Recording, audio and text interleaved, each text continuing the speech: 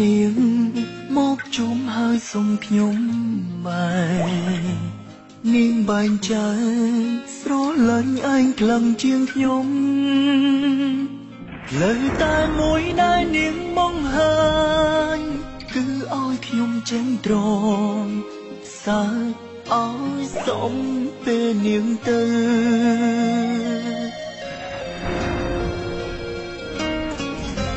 មិនធ្លាប់កិនរឿងធំថ្នាក់នឹងបើខ្ញុំដឹងក៏មិនអោយឯងសោកសៅតែនាងប្រាំតុងឯងត្រឹមមិត្តសិនជាស្នេហ៍គ្មានផ្លូវក្បែរយូ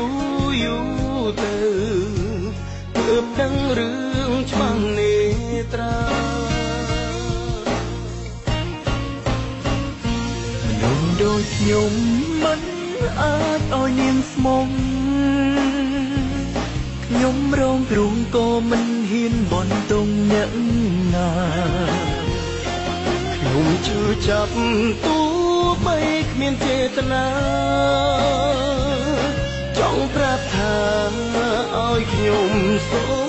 មទោសមិនខំទេគឺឯងធ្វើត្រូវ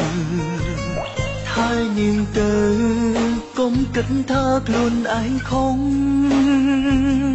តែមិនចង់ឃើញទឹកភ្នែកឯ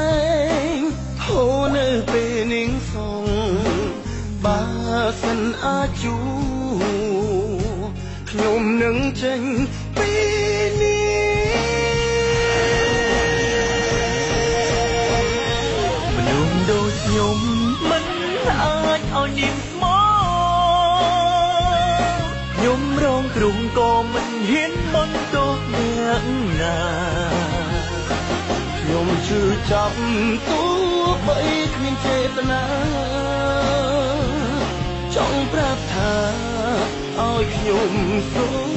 មទោសខ្ញុំជឿចាប់ទោះបីគ្មានចេតនា